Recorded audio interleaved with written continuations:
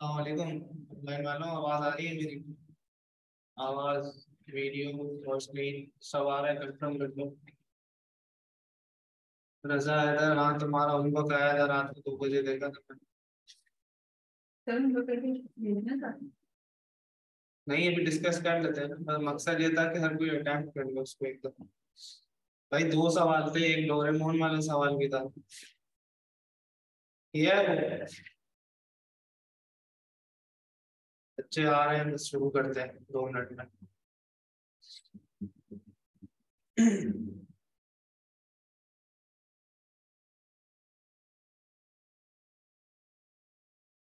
अच्छा जी सर, पहले चैप्टर में हमारे पास देखो 5 टॉपिक्स है। ठीक है, शुरू के 3 टॉपिक्स हम कर चुके हैं।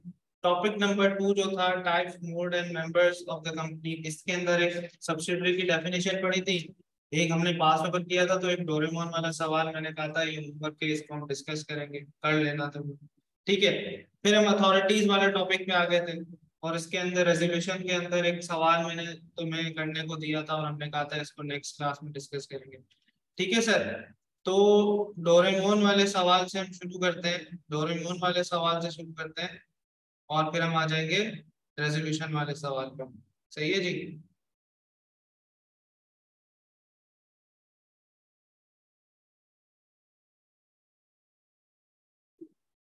सही है जी, इस सवाल से हम शुरू करते हैं, और फिर हम आ जाएंगे अपने रेजोल्यूशन वाले सवाल के ऊपर।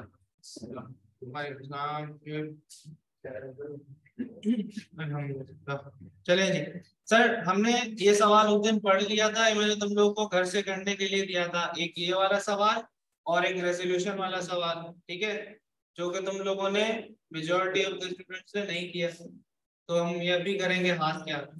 ठीक है, Nobita limited have share capital of 10 million rupees में शेयर कैपिटल है। ठीक है, 10 रुपए का एक शेयर है, तो मेरे पास नंबर ऑफ शेयर्स कितने हो गए? सही है, 1 मिलियन शेयर हो गए। ठीक है, अब 1 मिलियन में से डोरेमोन कितने शेयर होल्ड कर रहा है? 7 लाख। ठीक है, तो दैट मीन्स के 70% से डोरेमोन जो है वो नोबिता की क्या बन गई भाई? पेरेंट कंपनी बन गई। ऐसा ही है। Further more Nobita limited further more Nobita limited, कहाँ से एन लग रहा है? ठीक है भाई। Further more Nobita limited holds 2 lakh shares out of 1 million shares in Shizuka limited. तो बाय वर्च्यू ऑफ शेयर्स क्या नोबिता शिजुका की पेरेंट कंपनी बन रही है? नहीं बन रही है। लेकिन आगे एक लाइन देता है, Nobita Limited has also entered into an agreement with the shareholder of Shizuka Limited to appoint 6 out of 10 directors. That means कि majority of directors appoint करने का agreement है। तो क्या कंट्रोल कर रहा है कंपोजिशन ऑफ द बोर्ड? ठीक है, तो by virtue of control of the composition of the board जो है, नोबिता जो है वो शिजुका की पेरेंट कंपनी बन गई। ऐसा ही है। फिर हमारे पास कहता है कि furthermore Shizuka limited holds 100% shares of Jian limited. ये हो गया जियान लिमिटेड 100%। ठीक है, तो अगर मैं इसको समराइज करूं, डोरेमोन हो गई पेरेंट कंपनी नोबिता की। अगर मैं रिलेशनशिप ऑफ डोरेमोन और नोबिता की बात करूं, तो मैं कहूंगा कि जो डोरेमोन है वो क्या है? होल्डिंग कंपनी है। ठीक है, मैं उसको कैलकुलेशन करके दिखा दूंगा। 10 लाख में से 7 लाख शेयर्स इसके पास है। ठीक है, 10 लाख में से 7 लाख शेयर्स इसके पास है। इसी तरह अब मैं नोबिता और शिजू का रिलेशनशिप बताऊंगा। मैं बोलूंगा 2 लाख शेयर होल्ड करते हैं, ऑल दो ये 20% बन रहा है, लेकिन एक अग्रीमेंट हुआ हुआ है। ठीक है, रिलेशनशिप ऑफ नोबिता और जब मैं शिजुका का बताऊंगा तो मैं कहूंगा एक अग्रीमेंट हुआ हुआ है, जिससे वो क्या कर रहा है? बोर्ड की कंपोजिशन कंट्रोल कर रहा है। ठीक है, तो इस तरह से ये क्या हो गई? होल्डिंग और सब्सिडी बन गई। फिर मैं बोलूंगा शिजुका और जियान का रिलेशनशिप। हमने कहा कि भाई शिजुका लिमिटेड 100% शेयर होल्ड कर रही है, तो होली ओन सब्सिडरी हो गई जियान शिजुका की। ऐसा ही है, ऐसा ही है। अब मैं आऊंगा इनडायरेक्ट रिलेशनशिप पे। मैं बोलूंगा जियान जो है वो शिजुका की क्या है? सब्सिडरी है। और अगर जियान शिजुका की सब्सिडरी है, तो वो किसकी होगी? नोबिता की भी होगी, और डोरेमोन की भी सब्सिडरी होगी। ऐसा ही है। मैं बोलूंगा शिजुका जो है नोबिता की सब्सिडरी है, तो शिजुका डोरेमोन की भी हो जाएगी सब्सिडरी। और इस तरह नोबिता जो है ये सही है, इधर कोई इनडायरेक्ट रिलेशनशिप, तो ये इनडायरेक्ट रिलेशनशिप भी पेपर में बता देता है। सही है, ये सवाल हमने लास्ट अटेम्प्ट में किया था और जो पेपर में सवाल आया था वो थोड़ा सा उसमें ज्यादा घुमाया हुआ था, लेकिन बात उसमें वो इनडायरेक्ट रिलेशनशिप की ही कर रहा था। ठीक है जी।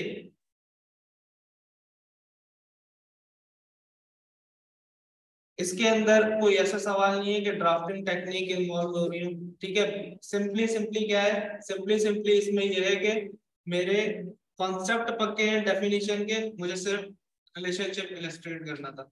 ठीक है जी, सिर्फ रिलेशनशिप इलस्ट्रेट करना था इन सब का। भाई इसके अंदर किसी को कोई मसला है?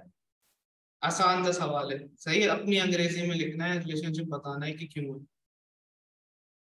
क्लियर है हम लोग? आ जाए अपने उस वाले सवाल पे।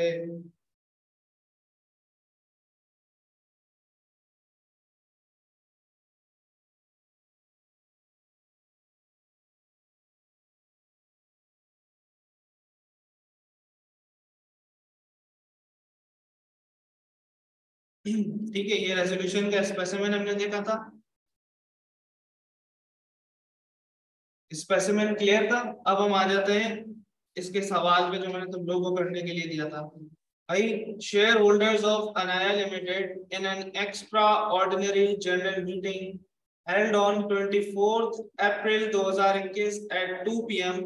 authorized its shareholders, its directors through a special resolution to dispose of one of its subsidiary company Sharma Limited to repay to pay off its debt. सही है, कुछ कर्जा है कंपनी के ऊपर, वो कर्जा उतारने के लिए वो कह रहा है कि इन्वेस्टमेंट बेच दो, उसके लिए वो ऑथराइज कर रहे हैं शेयर होल्डर्स डायरेक्टर्स को। कहता है registered office of Anaya limited is situated at web street garden east Karachi. सही है भाई, इसके ऊपर मुझे एक रेजोल्यूशन ड्राफ्ट करके दो। भाई मैं तुम लोगों को 2 से 3 मिनट दे रहा हूँ, वैसे तो होमवर्क था घर से करके आना चाहिए था, लेकिन नहीं किया है तो अभी ड्राफ्ट करो। अभी हम चेक करेंगे इसको हाथ के हाथ। सही है भाई, ऑनलाइन वालों मुझे व्हाट्सएप कर सकते हो तुम। क्यों नहीं यार? मैंने खाता दिखाया था तो एक्सपेरिमेंट सही है। हाँ भाई, क्या मसला है इसमें हसनैन? भाई देखो, मैंने ये दिखाया था, मैंने बोला था इस पैराग्राफ को इग्नोर करो। ठीक है, इस पैराग्राफ को इग्नोर करो, और ये हमारे लिए इम्पोर्टेंट है। सीधा सीधा इसी की तरह हमने जो डेटा सवाल में होगा उसको चिपकाना है। हमारे सवाल में भी एक्स्ट्रा ऑर्डिनरी जनरल मीटिंग थी तो ये सेम है।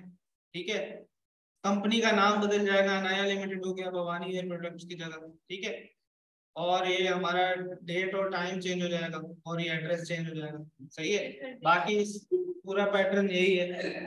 ठीक है, पहले चेक करें सही है। हाँ,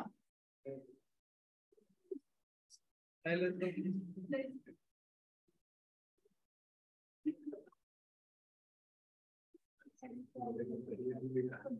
सही है, बस आखिर वाला वो सिग्नेचर वाला पार्ट रह गया। सही है, अच्छा भाई, ठीक है। तो हसनैन इसमें क्या मसला है? मैंने कहा रिजॉल्व दैट भी वही होगा। ठीक है, फिर यहाँ पे बस हमारा जो सिनेरियो के अंदर इशू होगा वो हो जाएगा। ठीक है, इत्तेफाकन क्या है, हमारा सिनेरियो सही है, इसमें मैच ही है दोनों में। सही है, इसमें प्लांट एंड मशीनरी बिकवा के लोन पे ऑफ करा था, हमने कहा हम एक सब्सिडरी बेच रहे हैं। ठीक है, सब्सिडरी बेच के लोन पे ऑफ कर रहे हैं, तो सारी चीजें सेम ही तो है, मुझे बस इसके अंदर अपना वाला डेटा पुट करना है। ठीक है, तो आसान सा सवाल है, अगर पेपर में आया तो 4-5 नंबर सिर्फ डेटा पुट करने के होंगे जिसको ये फॉर्मेट आता है। क्या तुम घर से भी नहीं करके आया? चलो भाई, सही है भाई, ऑनलाइन वालों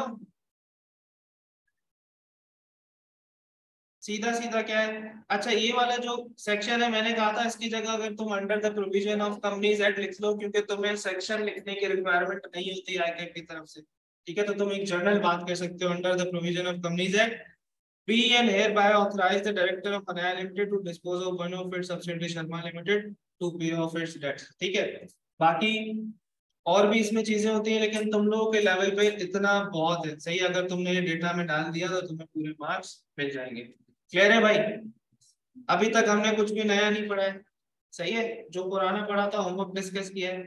अभी एक और चीज इंपॉर्टेंट, भाई स्टडी टेक्स्ट सबको नजर आ रही है ऑनलाइन वालों, स्क्रीन पे आ रही है ना?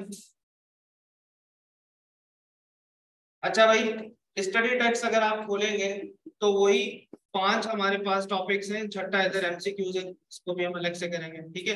लेकिन जो हमारे पास कोर्स है वो 5 टॉपिक्स के ऊपर है। अब इसके अंदर एक चीज नोट करो, हमने क्या किया था, हमारे पहले टॉपिक का नाम था definition and features of the company, ठीक है। मैंने किया क्या, मैंने यहाँ से ये डेफिनेशन उठाया, इसको यहाँ ले आया, किसी को कोई मसला है इसके ऊपर? कुछ भी नहीं है, सिर्फ बॉडी कॉर्पोरेट, कंपनी लॉ और कंपनी की जो 3 डेफिनेशंस थी, आई कैप ने इसको यहाँ रखा हुआ है टाइप से पहले, मैंने फीचर से पहले ले गया, क्योंकि मेरे हिसाब से जब हम लॉ शुरू कर रहे हैं तो पहले ये इस तरह सीक्वेंस होनी चाहिए, ठीक है। टाइप्स ऑफ कंपनी हमारा, टाइप्स के अलावा हमारे पास क्या था, मोड्स, है ना, टाइप्स, मोड और क्या था, तो ये जो मोड्स वाला सीन था,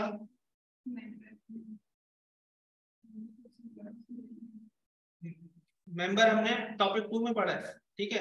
इसको मैं उठा के ले गया यहाँ। कहने का मकसद क्या है, मैंने पहले चैप्टर के अंदर सिर्फ शफलिंग की है थोड़ी सी, ठीक है, जो हमने सीक्वेंस पढ़ा है उसमें थोड़ी सी शफलिंग है, उससे कोई फर्क नहीं पड़ता।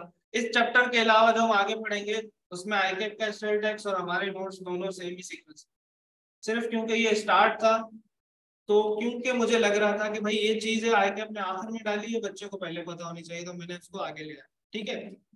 तो सर आए फीचर्स ऑफ द कंपनी से हम एक दफा गो थ्रू कर लेते हैं स्टडी टेक्स्ट। फीचर्स में हमने ये पढ़ा था कि भाई आर्टिफिशियल लीगल पर्सन होती है कंपनी, ठीक है। मिस्टर जाहिद की जगह हमने तरीन लिमिटेड वाली मिसाल ली थी।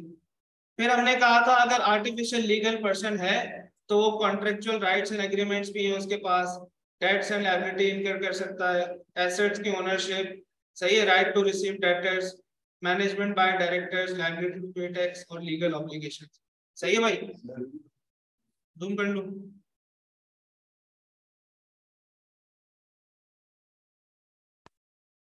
क्लियर है? सही है अभी? फिर हम अपने सेकंड फीचर पे आ गए थे। सेकंड फीचर हमारा क्या था भाई, अच्छा ये वाला जो पार्ट है ना, कॉन्सिक्वेंसेस ऑफ सेपरेट पर्सनालिटी, ये हमारा टेक्निकली उसी के अंदर कवर हो जाता है, तो इसको सेपरेटली अगर तुम चाहो तो याद कर लो। लेकिन अगर तुम लोग आर्टिफिशियल लीगल पर्सन का कॉन्सेप्ट लिख रहे हो तो वही ये कि limited liability of the business है, ठीक है, ये सेम ही चीज है। फिर हमारे पास दूसरा फीचर था transfer of ownership and perpetual succession. यहाँ इसने एक ही में चिपकाया है, मैंने इसको 2 करके दिखा दिया था, ठीक है भाई। तो मैं तुम्हें गो थ्रू करा रहा हूँ। शेयर कैपिटल से ट्रांसफर, शेयर कैपिटल क्या होता है, शेयर कैपिटल ओन कौन करता है, ठीक है। और जब ओनरशिप ट्रांसफर होती है तो राइट्स एंड लायबिलिटीज जो सी सारी ट्रांसफर हो जाती है उसके साथ, ठीक है। परपेचुअल सक्सेशन हो गया हमारे पास, limited liability with respect to company, directors and members हमने देखी थी, ठीक है, वही सीक्वेंस है। अच्छा भाई, यही उसके अंदर एक आकाश भाई वाली मिसाल मैंने दी थी, पार्टली पेड शेयर्स, ठीक है। हाउ क्रेडिटर्स आर बॉन्ड, हमने कहा था कंपनी क्या लगा देती है, प्राइवेट लिमिटेड साथ में लगा देती है, लिमिटेड लगा देती है, ताकि सामने वाले को पता हो कि भाई इसके मेंबर्स की लायबिलिटी लिमिटेड है। और फिर हमने कहा था जो लॉ का स्ट्रक्चर होता है वो कंपनी कैसे चलती है, रेलेवेंट लॉ, मेमोरेंडम और आर्टिकल से। सही है, फीचर्स हमारे यहाँ पे खत्म हो गए। फिर हम आ गए थे अपने सेकंड टॉपिक के ऊपर, डेफिनेशन। ये वाला पार्ट हमने पहले टॉपिक के अंदर कर लिया था, कंपनी लॉ और कंपनी लॉ की डेफिनेशन, बॉडी कॉर्पोरेट की डेफिनेशन, ठीक है भाई।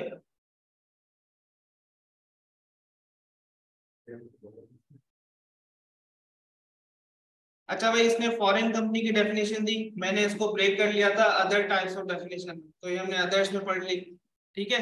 Types of company according to members liability, limited by shares, limited by guarantee, limited by, sorry unlimited company. फिर हमारे पास टाइप बाय स्टेटस थी, सही है। टाइप बाय स्टेटस में सिंगल मेंबर, प्राइवेट। तो दिखाने का मकसद ये है कि जो स्टडी टेक्स्ट में है हमने सारा कवर किया है, सिर्फ थोड़ा सा शफल हुआ है पहला चैप्टर, इसके अलावा हमें ये वाला इशू किसी और चैप्टर के अंदर नहीं आएगा, ठीक है। फिर हमने पब्लिक कंपनी पढ़ा। पब्लिक कंपनी हमने कहा एक लिस्टेड भी होगी एक अनलिस्टेड भी होगी टाइप्स बाय स्टेटस के अंदर, ठीक है जी। फिर हमारे पास आ गई थी पब्लिक सेक्टर कंपनी की डेफिनेशन। सही है जी, इसको भी हमने बहुत डिटेल में कवर कर लिया था। Holding company, subsidiary company, wholly owned subsidiary company, सारी वही टाइप चल रही है। फिर हम आ गए अपने तीसरे टॉपिक के अंदर, अथॉरिटीज, ऑफिशियल एंड रेजोल्यूशन। ये मेंबर्स वाला हमने उठा के सेकंड टॉपिक में पढ़ लिया था। कमीशन सेम सीक्वेंस है इसके अंदर। सही है, तुम लोग देख लेना, इसके अंदर किसी को कोई इशू हो, नहीं समझ आ रहा हो तो मुझसे पूछ लेना। रजिस्ट्रार की डेफिनेशन, पावर्स, ड्यूटीज, वर्डिंग वगैरह सेम है, सब सेम है। सिर्फ मैं तुम्हें स्टडी टैग इसलिए दिखा रहा हूँ कि एक तो देख लो कंप्लीटनेस इंश्योर्ड है, हमने सब पढ़ा है। सही है, थोड़ा सा सीक्वेंस अलग है तो वो मैं क्लियर कर रहा हूँ आपके भाई। ऑफिशियल्स के अंदर फिर हमने देख लिया था बोर्ड की डेफिनेशन, मेंबर्स की डेफिनेशन देख ली थी, टाइप्स ऑफ रेजोल्यूशन, उसके अंदर पहले हमने वोटिंग राइट पढ़ा, फिर हमने कहा एक ऑर्डिनरी रेजोल्यूशन होती है, एक स्पेशल रेजोल्यूशन होती है। कह रहे भाई, आज का ये टॉपिक है हमारा एसोसिएशन नॉट फॉर प्रॉफिट। यहाँ से हम शुरू करेंगे आज के क्लास। सही है, जितना भी अब तक हमने पढ़ा था होमवर्क डिस्कस कर लिया, स्टडी टेक्स्ट हमने गो थ्रू कर लिया एक दफा। आज की क्लास ऑफिशियली हम यहाँ से शुरू करने जा रहे हैं। Association not for profit. भाई एसोसिएशन नॉट फॉर प्रॉफिट क्या होता है? कोई कोई एसोसिएशन नॉट फॉर प्रॉफिट देखी है प्रैक्टिकल जिंदगी में? चलते फिरते ईदी के एम्बुलेंस को देखी है? सही है, जेडीसी। सही है, किसको पता है कि भाई ये एक प्रॉपर कंपनी है जो कंपनीज एक्ट के हिसाब से चलती है? हमें तो ऐसा लगता था ना कि भाई ये फलाई इदारा है, सही है, वेलफेयर ऑर्गेनाइजेशन है। मैं जब छोटा था मुझे नहीं लगता था कि भाई ये कंपनी है। सही है, हम तो आम जिंदगी में देखते हैं ना कि भाई ये फलाई इदारा खुला हुआ है, लोग चंदा देते हैं, उस चंदे से एक बंदा चला रहा होता है। लेकिन मैं अगर आप लोगों को कहूँ कि ये प्रॉपर कंपनी है, ठीक है, जो कंपनीज एक्ट के हिसाब से सेक्शन 42 के हिसाब से रजिस्टर्ड होती है। लॉ की रिक्वायरमेंट है, लॉ की रिक्वायरमेंट है कि भाई आप एसोसिएशन नॉट फॉर प्रॉफिट, देखो दो तरह की ऑर्गेनाइजेशन होती है। कुछ ऑर्गेनाइजेशन ऐसी भी हैं, ठीक है, जो कंपनीज नहीं है लेकिन वही सेम काम कर रही है, ठीक है, तो उनके पास as per the companies act company का स्टेटस नहीं है। जैसे अगर आप लोगों ने आपके सर्कल में देखा हो कि कुछ लोग क्या करते हैं, रमजान के अंदर ज्यादातर डोनेशंस मांगते हैं और इफ्तार ड्राइव वगैरह कराते हैं। सही काम वो भी नहीं कर रहे हैं फलाह बहबूद का, ठीक है, लेकिन वो कंपनीज एक्ट के हिसाब से कंपनी नहीं है, ठीक है। तो भाई डिफरेंशिएट कैसे करें, डिफरेंशिएट कैसे करें कि एक जो वेलफेयर ऑर्गेनाइजेशन है वो कंपनी है या नहीं है? डिफरेंशिएट कैसे करें? कंपनीज एक्ट के हिसाब से वो कब कंपनी बनेगी? अगर एक नॉर्मल वेलफेयर सोसाइटी है, ठीक है, अगर एक नॉर्मल वेलफेयर की इदारा है, ठीक है, वो चाहता है कि वो एक एज अ कंपनी रजिस्टर्ड हो, तो कब रजिस्टर्ड हो सकता है? तो भाई लॉ ने कहा कि कुछ रिक्वायरमेंट्स हैं, सेक्शन 42 है, उसने कहा कि कुछ रिक्वायरमेंट्स हैं, ये रिक्वायरमेंट्स पूरी कर लो तो तुम चाहो तो कंपनी रजिस्टर्ड हो सकते हो, ठीक है, कंपनी रजिस्टर्ड हो सकते हो। अब जैसे आगा खान फाउंडेशन है, सही है, वो एक कंपनी है अंडर सेक्शन 42। क्यों है? आगा खान एजुकेशन है, वो कंपनी है क्योंकि उन्होंने वो वाली रिक्वायरमेंट्स मीट कर ली जो कंपनीज एक्ट कहता है कि अगर तुम्हें कंपनी रजिस्टर्ड होना है तो मेरी कुछ कंडीशंस है, मेरी कुछ कंडीशंस है, ये कंडीशंस पूरी कर लो तो मैं तुम्हें कंपनी मान लूंगा, तो मैं तुम्हें कंपनी मान लूंगा। सही है, तो इस टॉपिक के अंदर पहली चीज जो हम आज पढ़ने जाएंगे, licensing of association with not for profit objects. हाँ ठीक है, आईकेप एक association not for profit company. सही है भाई।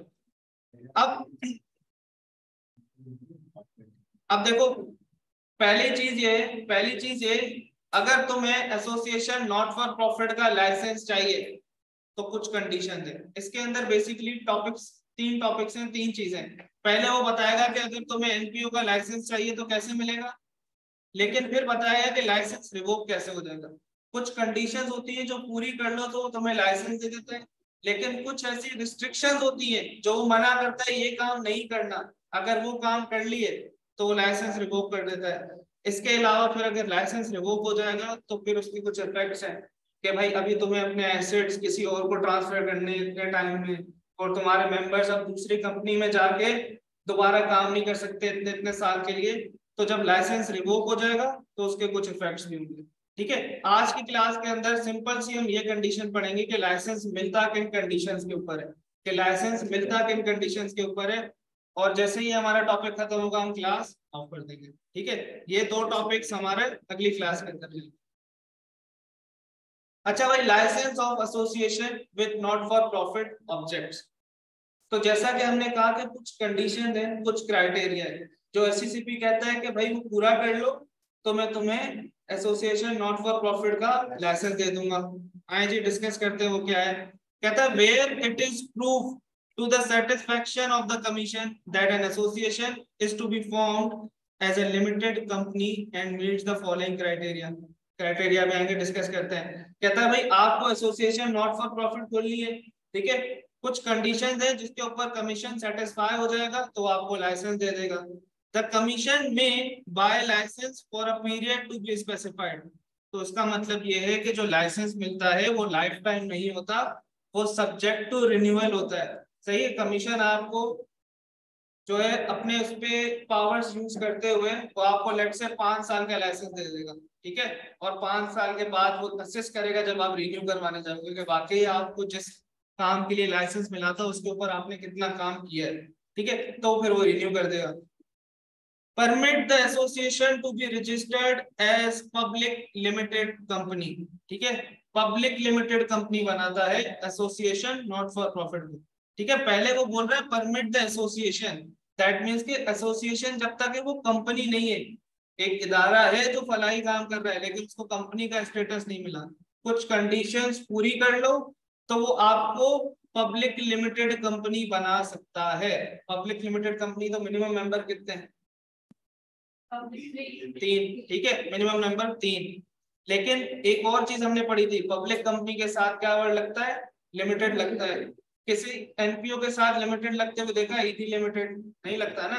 तो कहता है पब्लिक लिमिटेड कंपनी बनाएंगे लेकिन without the addition of the word limited और द एक्सप्रेशन गारंटी लिमिटेड।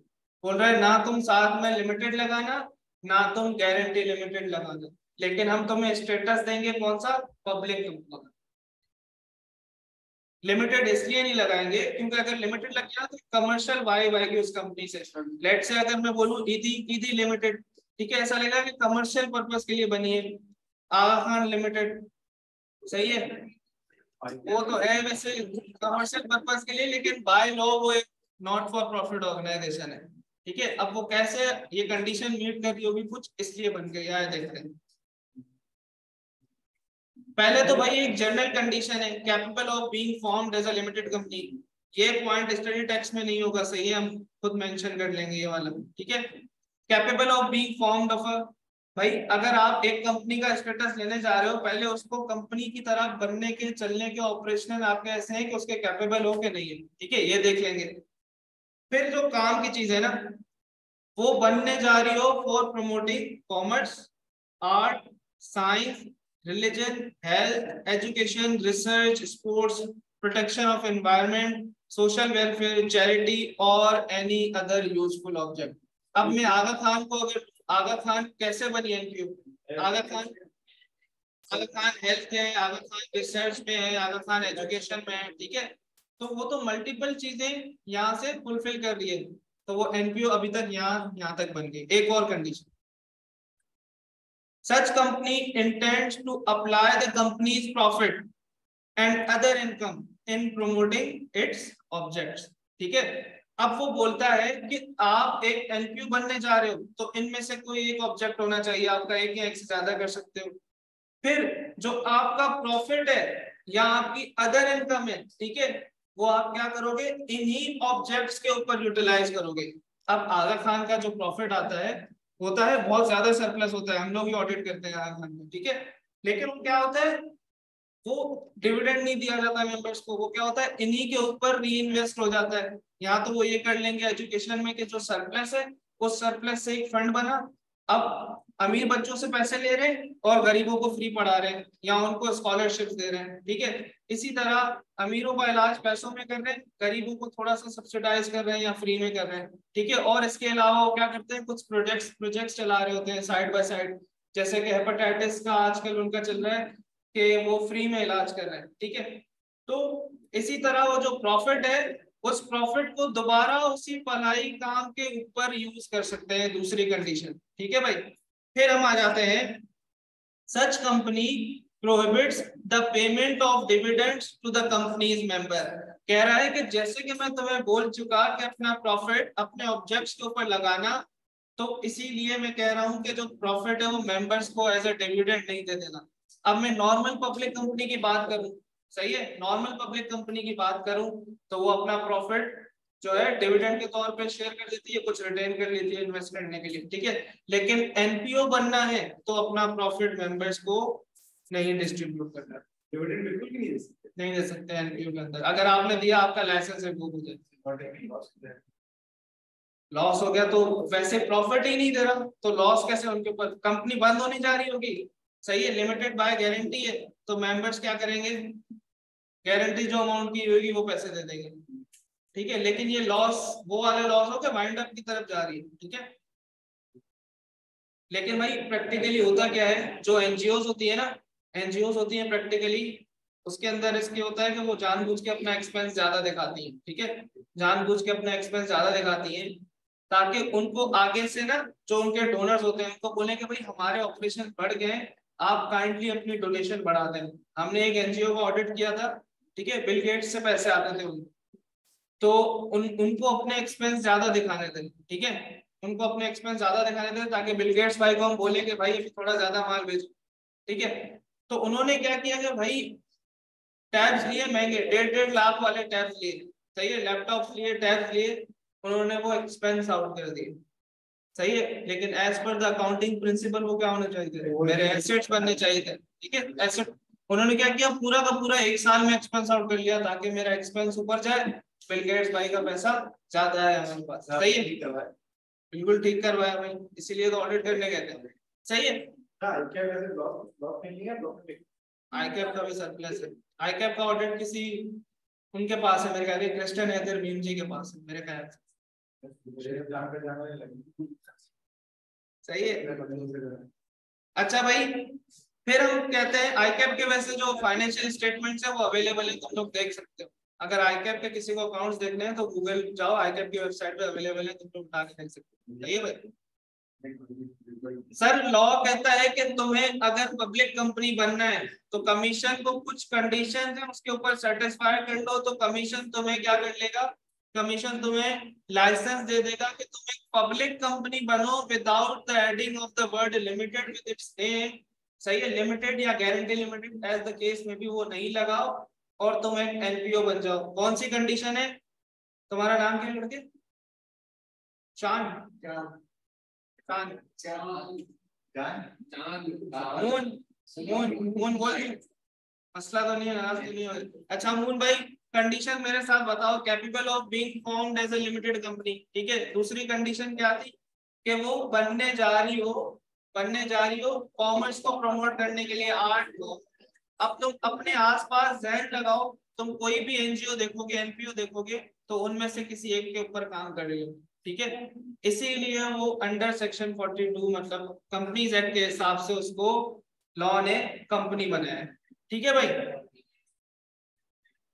फिर भाई हमारे पास आता है सच कंपनीज ऑब्जेक्ट्स, पांचवी कंडीशन मेरे पास, such companies objects and activities are not and shall not at any time be against the laws, public order, security and sovereignty and national interest of Pakistan, ठीक है। वो कहता है कि आपको अगर मैं एक नॉट फॉर प्रॉफिट ऑर्गेनाइजेशन बना रहा हूँ, मैं आपको बेनिफिट दे रहा हूँ कि आप पब्लिक कंपनी बनो लेकिन लिमिटेड वर्ड भी नहीं लगा रहे हो, सही है, मैं आपको उसके सारे प्रोडक्ट्स दे रहा हूँ, सपोर्ट कर रहा हूँ, लेकिन इसका मतलब हरगिज ये नहीं कि भले ही तुम ये सारे जो है दिखाने के तौर पे तुम इन्हीं ऑब्जेक्ट्स को प्रमोट कर रहे हो, दिखाने के लिए तुम इन्हीं ऑब्जेक्ट्स को प्रमोट कर रहे हो, लेकिन ऐसा तो नहीं कि तुम हमारे मुल्क की जड़ें ही काट रहे हो पीछे से, ठीक है भाई। एक टाइम पे एक एम्बुलेंस होती थी, सही है, दिखाने को तो वो एम्बुलेंस थी और वो करते भी थे फलाई काम, ठीक है, एम्बुलेंस सर्विस थी, लेकिन उसी एम्बुलेंस में एक टाइम पे असला भी चल रहा होता था, अंदर मूव हो रहा था एक जगह से दूसरी जगह, ठीक है।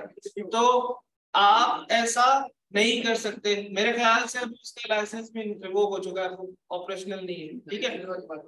नहीं भाई मैं कोई नाम नहीं लूंगा। इसी तरह बलूचिस्तान के अंदर एक अमेरिकन एनजीओ थी, ठीक है, बलूचिस्तान के अंदर एक अमेरिकन एनजीओ थी। वो क्या करती थी भाई, दिखाने के लिए कि हम बलूचिस्तान जो है अंडर प्रिविलेज है, हम वहां पे अच्छे काम कर रहे हैं, हेल्थ फैसिलिटीज दे रहे हैं।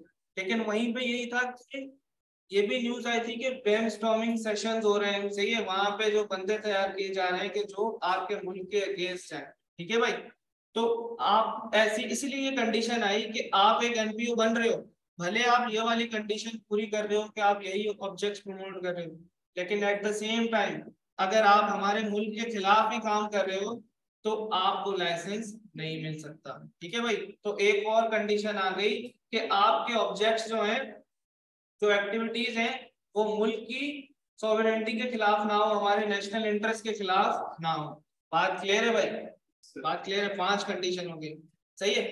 पेपर में सवाल भाई इस चैप्टर में से आई कैप का मोस्ट फेवरेट टॉपिक है, सही, सबसे ज्यादा पूछे जाने वाला है इस चैप्टर के अंदर, ये टॉपिक नंबर 4 है, एसोसिएशन नॉट फॉर प्रॉफिट। इसके ऊपर बहुत सारे अच्छे सिनेरियो बेस्ड सवाल है, सही। अब वो अगर आपसे पूछे कि मुझे वो कंडीशन या फिर मुझे बता दो, वो एनपीओ का जिक्र नहीं करेगा सवाल में, वो बोलेगा कि भाई एक कंपनी है, उसको पब्लिक कंपनी बनना है without the adding of the word limited with its name, तो कुछ कंडीशन है वो बता दो, ठीक है। तो ये 5 कंडीशन बच्चे लिख के आ जाते हैं, लेकिन ये 5 नहीं है, ये 6 है। क्यों? क्योंकि एक कंडीशन है उसने अलग से बताई हुई है, तो आप लोगों को पेपर में वो भी इसके साथ ही लिखनी है, फर्दर कंडीशन एंड रेगुलेशंस के अंदर आ जाता है। अब ये जनरल बात कर रहा है, पहले उसने 5 स्पेसिफिक कंडीशंस बता दी। अब उसने कहा कि भाई अगर किसी सिनेरियो में कोई ऐसी चीज है जो मैंने लिखी नहीं है लॉ, लेकिन मुझे बाद में उस स्पेसिफिक कंपनी के ऊपर लगानी है, तो क्या मैं लॉ को पार्लियामेंट में लेके जाऊं, अमेंडमेंट कराऊं, ठीक है, क्यों मुझे ये कंडीशन डाल के दो। तो उसने जनरल एक चीज लिख दी। इस तरह की चीजें आप देखोगे कोर्स में ज्यादा देखेंगे। The license may be granted on such condition and subject to such regulation as the commission thinks fit, ठीक है। तो उसने कहा कि अगर कोई चीज रह गई और कमीशन को वो कंडीशन उस स्पेसिफिक कंपनी के ऊपर लगानी है, तो उसके लिए दोबारा लॉ को चेंज करने की नीड नहीं है, इस पॉइंट के तहत वो एडिशनल कंडीशंस डाल सकता है as it think fit, and those conditions shall be inserted and deemed part of the memorandum and articles or any one of those documents, सही है। तो वही कंडीशंस वो मेमोरेंडम और आर्टिकल के अंदर ऐड भी करवा सकता है एसईसीपी अगर वो चाहे तो, ठीक है। अब मेमोरेंडम और आर्टिकल के टॉपिक अगेन चैप्टर 2 में अंदर, ठीक है भाई। वो आपसे सवाल पूछेगा कि कंपनी को विदाउट लिमिटेड लगाना है, कंडीशन बता दो कौन सी है, तो सिर्फ 5 नहीं लिखनी, ये पॉइंट भी उसके साथ ऐड करना है, वरना इसका एक इजी मार्क्स जो है ये ना लिखने की वजह से लूज कर दोगे, ठीक है भाई। अच्छा, form of memorandum and articles.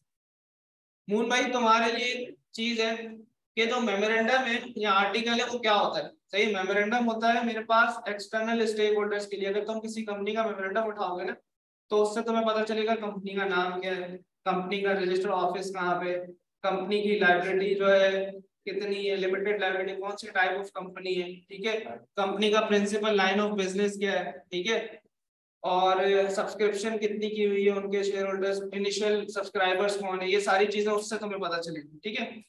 और आर्टिकल्स देखोगे तो तुम्हें उसके बाय लॉज पता चलेंगे कि अगर हमें मीटिंग करनी है, ठीक है, तो हमारे ये प्रोसीजर्स हैं, हमारे डायरेक्टर्स कम से कम इतने होंगे, ये सारी चीजें तुम्हें आर्टिकल्स के अंदर पता चलेंगी।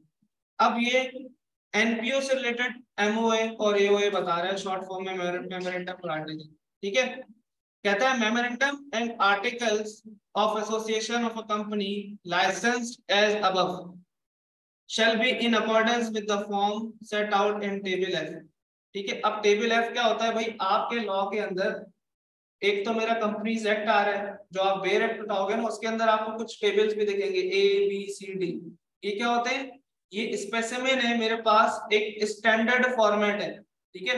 अगर आप फला टाइप की कंपनी हो तो आप टेबल ए को फॉलो करो, ठीक है। अगर आप लिस्टेड कंपनी हो तो आप टेबल ए देखो, फला टाइप ऑफ कंपनी हो तो टेबल बी देखो। ये क्या है मेरे पास, स्टैंडर्ड्स हैं जो मेरे बेयर एक्ट में डले हुए हैं, ठीक है, कि आपका मेमोरेंडम एटलीस्ट ये चीजें कवर कर रहा हो, ठीक है, आपका आर्टिकल्स ये होना चाहिए, ठीक है। तो चैप्टर 2 के अंदर हम एक चीज पढ़ेंगे जिसमें वो बताता है कि आप फलां टाइप की कंपनी हो तो आपके लिए रेलेवेंट स्टैंडर्ड ये वाला टेबल है, आप फलां टाइप की कंपनी हो। लेकिन ये एनपीओ वाले केस के अंदर ये बता रहा है कि अगर आप एनपीओ हो तो आप जो है टेबल एफ को फॉलो करोगे अपने मेमोरेंडम और आर्टिकल को बनाने के लिए, ठीक है जी। In the first schedule and approve by the commission. अब फर्स्ट शेड्यूल क्या है, इसी तरह जैसे मैंने कहा ना कुछ टेबल्स है मेरे पास स्टैंडर्ड, इसी तरह मेरे पास लॉ के अंदर कुछ शेड्यूल्स हैं। फर्स्ट शेड्यूल, सेकंड, जैसे आपने टैक्स में अगर पढ़ा हो तो कुछ जो फिफ्थ शेड्यूल या सिक्स शेड्यूल होता था एग्जेम्प्टेड गुड्स वाला, ठीक है। इसी तरह लॉ के अंदर भी कुछ शेड्यूल्स होते हैं और उन शेड्यूल्स के अंदर टेबल्स होते हैं। तो ये कह रहा है कि अगर आप association not for profit company हो और आपको अपना मेमोरेंडम और आर्टिकल बनाना है, आप फर्स्ट शेड्यूल में जाओ और टेबल एफ जाके देख लो, ठीक है, उसको फॉलो करना है। क्लियर है भाई? यहाँ तक किसी का कोई सवाल ऑनलाइन मालूम? हमने 5 कंडीशन पढ़ी स्पेसिफिक, एक जनरल कंडीशन पढ़ी, ठीक है। उस सवाल को आपने अगर कंडीशन वाला सवाल आया तो सिर्फ इतने 5, ठीक है। यहाँ से दूसरी जनरल बातें चल रही। सवाल में अगर पूछे कि वो कंडीशन बता दो जो मुझे मीट करनी चाहिए एसोसिएशन नॉट फॉर प्रॉफिट बनने के लिए, तो आपने यहाँ तक लिखना है पिछली 5 कंडीशन एक एक। क्लियर है जी?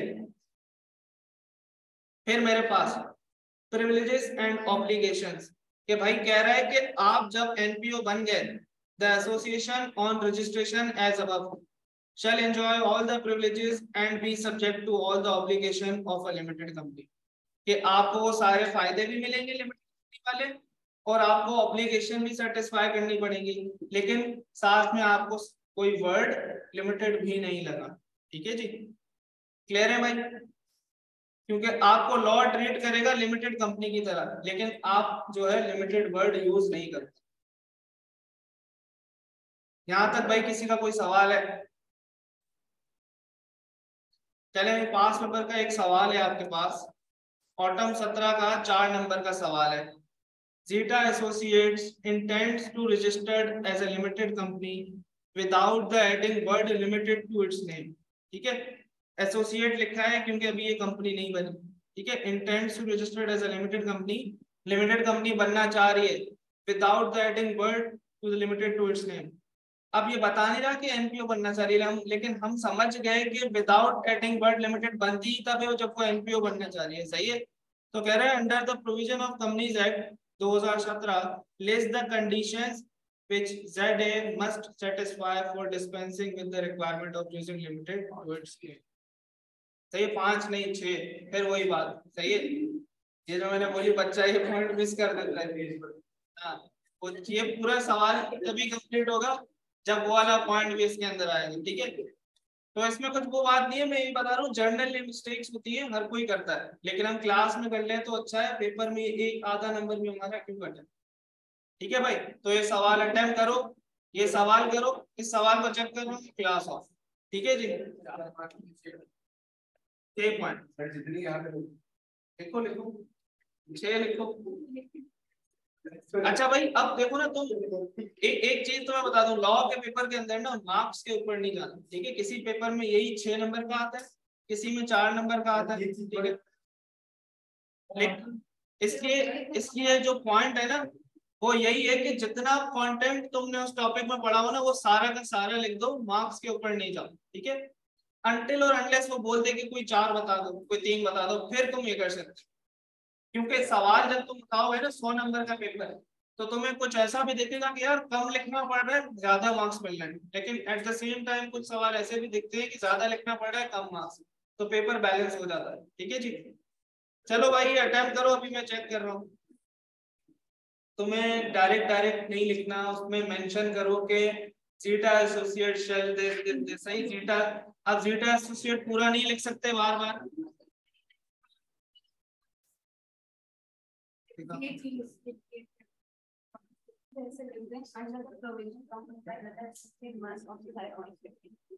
ऐसे भी लिंक हो रहा है ना, लिंक हो रहा है, ठीक है, लिंक होना चाहिए, सही भाई। तो अगर तुम्हें जीटा एसोसिएट लिखने में मौत आ रही है तो एक दफा जीटा एसोसिएट पूरा लिखो, ब्रैकेट में लिखो ZA, ठीक है, फिर तुम ZA लिख सकते हो आगे, डायरेक्ट शॉर्ट फॉर्म यूज नहीं कर सकते, सही है। The commission may allow zeta associate ZA to be registered as a company without adding the word limited if z है सेटिस्फाइड द फॉलोइंग कंडीशन, सही है।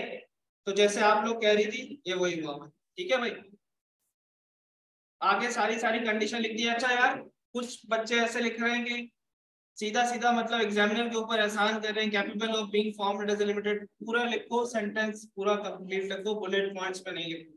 एग्जामिनर कमेंट्स में लिख के देता है कि बच्चा जब लिखने में आता है तो वो उसको कंप्लीट स्ट्रक्चर वाइज ड्राफ्ट नहीं करके देता, ठीक है।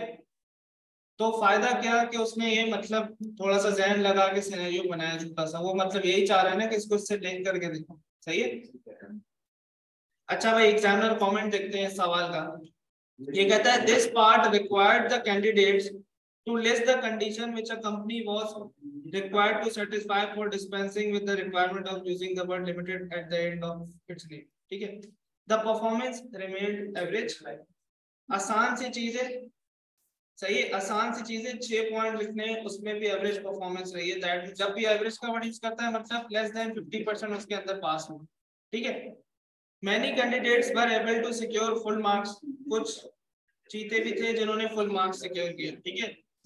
And many were totally unprepared for and resorted to the guess work, ठीक है। वही वाले हैं कि भाई उन्होंने बीकॉम की तरह लिख के आगे कुछ गैस वर्क नहीं चलता आई कैप के पेपर, ठीक है भाई।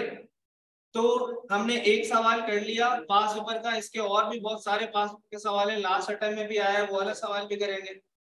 और फिर हमारे 2 टॉपिक, इस टॉपिक के 2 कॉन्सेप्ट और है वो भी करेंगे, और एक आखिरी टॉपिक रहता है। तो मेरे ख्याल से 3 क्लासेस और लगेंगी इस चैप्टर की, और ये चैप्टर हमारा कंप्लीट हो जाएगा 100% पास पेपर के साथ। सही है, आज की क्लास में यहीं तक रखते हैं। किसी को कोई मसला हो तो मुझे पर्सनली व्हाट्सएप पे पूछ सकता है ना। फिर